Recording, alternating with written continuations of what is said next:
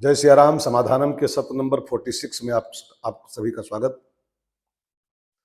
आपके बहुत प्यारे प्यारे प्रश्न, जिज्ञासाएं, उनका समाधान देने की चेष्टा जो की जा रही है उसका क्रम चल रहा है। एक सुंदर संदेश के साथ आज की यात्रा शुरू करें। एक दोहा आपने सुना होगा, बिना विचारे जो करे सो पाछे पछताए। क्या विचार करना है कि पछताना न पड़े? तो संतों ने कहा है कि किसी भी काम को करते समय 5 बातों का विचार करना चाहिए मनुष्य को। इन 5 बातों को सोचकर, ख्याल करके तब काम करो तो पछताना नहीं पड़ेगा। एक, ये काम जो मैं करने जा रहा हूं ये धर्म विरुद्ध तो नहीं है। धर्म विरुद्ध काम जो हम करते हैं वो काम हमारा विनाश कर देता है। क्यों? धर्मएव हतो हन्ति।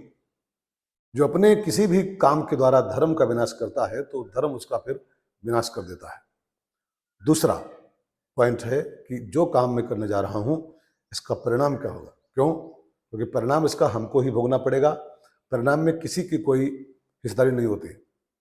वाल्मीकि जो कर रहे थे उनका अपने घर वालों से पूछा, इसका परिणाम जो मिलेगा उसमें सब लोग बनोगे हिस्सेदार? तो सबने मना कर दिया था। तो इसको भी ख्याल रखें कि जो हम कर रहे हैं इसका परिणाम हमको भोगना पड़ेगा। इसमें कोई पार्टनरशिप नहीं करने वाला है। नंबर 3, ये कार्य मेरे सामर्थ्य के बाहर तो नहीं। जो मैं करने जा रहा हूं मैं इसका बोझा उठा पाऊंगा? ऐसा तो नहीं कि इसके बोझ में हम दब के मर जाएं। तो अपनी सामर्थ्य का ख्याल रखें तब हम काम शुरू करें। नंबर 4, ये कार्य मेरे भगवत भजन में बाधक तो नहीं बनने वाला है। क्योंकि जीवन का, मनुष्य के जीवन का सबसे जो मोस्ट काम है वो भगवान का भजन है। कोटिम त्यक्त्वा हरिम भजेत। तो हमारा भजन चलता रहे, ऐसे ढंग से काम हमको करना है। जो काम हमारे भजन को ही रोक दे, भजन को ही डिस्टर्ब कर दे, ऐसा काम तो पाप हो जाएगा, इसलिए उससे बचें। और जो कार्य मैं करने जा रहा हूं इस कार्य से किसी का अहित तो नहीं होने वाला है। किसी का निवाला छीन कर, किसी का नुकसान करके अपना हम फायदा सोचें तो ये धर्म विरुद्ध काम हो जाएगा, फिर हमारा पाप बन जाएगा वो। तो इन 5 बातों का ख्याल करके जब हम कर्म करते हैं तो फिर हमको पछताना नहीं पड़ता है। और नहीं तो बिना विचारे जो करे सो पाछे पछताए। एक मैं प्रश्न ले रहा हूं जो अमूमन कई कथाओं में लोग पूछते रहते हैं कि महाराज जी, जो मंथरा रामायण की है, जो राम जी के वनवास का हेतु बनी थी, ये कौन थी और इसने कौन सा पुण्य किया था कि राम जी का दर्शन भी पा गई? भाई, जिस घर में राम जी का जन्म हुआ उस घर की दासी थी तो गोदी खिलाई होगी, दर्शन किया होगा, पालना झुलाई होगी, दासी थी तो कौन सा पुण्य किया था कि दर्शन भी पा गई, और कौन सा पाप था कि कुबड़ी हो गई और राम जी को जंगल भेजने का कारण बन गई? तो बहुत ध्यान देकर समझे। प्रहलाद जी का बेटा हुआ है विरोचन। विरोचन जी के 2 बच्चे थे, एक बलि महादानी हुआ है और दूसरी विरोचना। इसका कहीं के नाम मधुमती लिखा हुआ है। उसका मुख्य नाम था विरोचना। विरोचन का स्वभाव था, उसका नियम था कि बहुत दान करके, मुहमांगा दान करके अपने याचकों को, उसके बाद ये जल ग्रहण करता था। एक बार विरोचन ने दिग्विजय का प्लान बनाया और बड़ी भारी सेना बना करके और पूरे संसार को जीता, फिर स्वर्ग पर भी धावा बोल दिया और इतनी मारामारी करके देवताओं को खदेड़ दिया और स्वर्ग पर इसका अधिकार हो गया।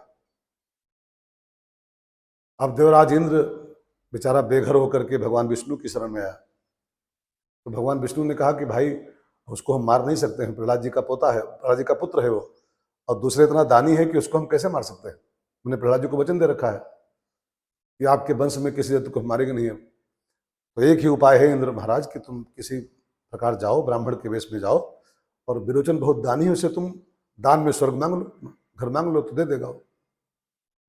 अब इंद्र तैयार हुआ, ब्राह्मण का वेश बनाया, और जब विरोचन के यहाँ मांगने चला तो उस रास्ते में सोचा कि दान में स्वर्ग मांगू और फिर दान में मांगे स्वर्ग का भोग करूं देवराज होकर के मैं।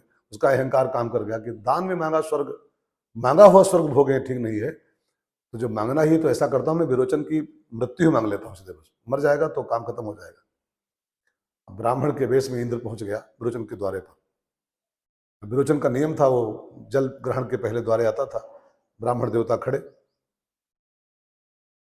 क्या चाहिए ब्राह्मण देवता? तो इंद्र के रूप में जो खड़े थे ब्राह्मण देवता, उन्होंने मांगा कि हमको आपका सिर चाहिए, अपना सिर काट के हमको दो।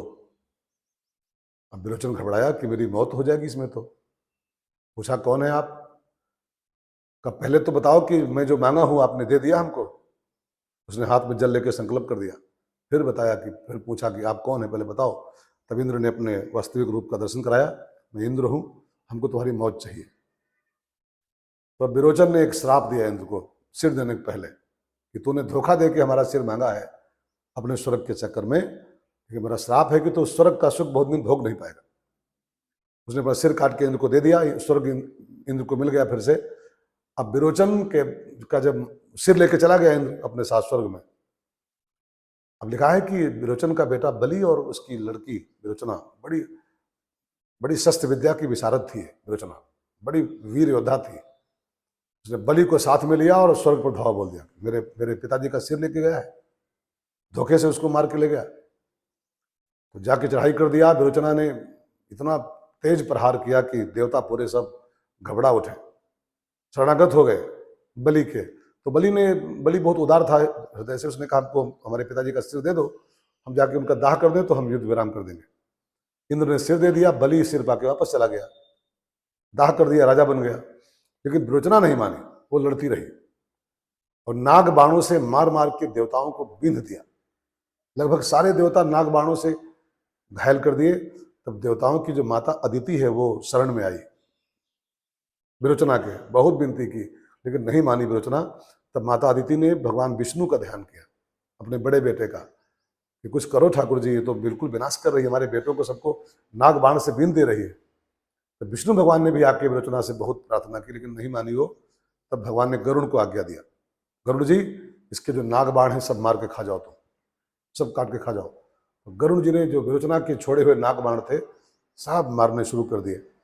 अब विरोचना रुष्ट हो गई और उसने गरुड़ पे आक्रमण कर दिया। अब गरुड़ जी भगवान के वाहन, उनके आगे कहाँ चलने वाली। अब गरुड़ जी ने मार चोंचों से पंजों से विरोचना को इतना घायल कर दिया कि उसकी पीठ नोच डाली, कमर नोच दी, उसकी पूरा गर्दन नोच दी और बड़ा बड़ा घाव कर दिया। वो जब घाव सूखा तो उसके 3 कुबड़ हो गए पीठ में, इतना नोच दिया था ना, वो सब मांस निकल आया, कुबड़ हो गए उसके। और युद्ध हार गई विरोचना वरुण जी के सामने। वापस आई कुरूप होकर के, उसका चेहरा खराब हो गया, पीठ खराब हो गई, गर्दन खराब हो गई, 3 कुबड़ हो गए। भाग के आई हार के, और बलि उसका भाई था राज्य में शामिल हो गई। अब इसको लोग ताने मारते थे और वो भी पानी पी पी कर भगवान को बहुत गाली देते थे, विष्णु ने हमको कुरूप किया है और मैं अपनी इस कुरूपता का बदला चुकाऊंगी विष्णु के साथ। वही जन्मांतरम बनी मंथरा। कुबड़ उसके 3 थे ही पहले से, वो विष्णु की विरोधी थी अंदर से। और चूंकि उसने भगवान विष्णु का बैर भाव से ही सही लेकिन बहुत तगड़ा ध्यान किया था, बैर भाव से सही, इसी ध्यान का उसको फल मिला, मंथरा के रूप में भगवान का दर्शन पा गई।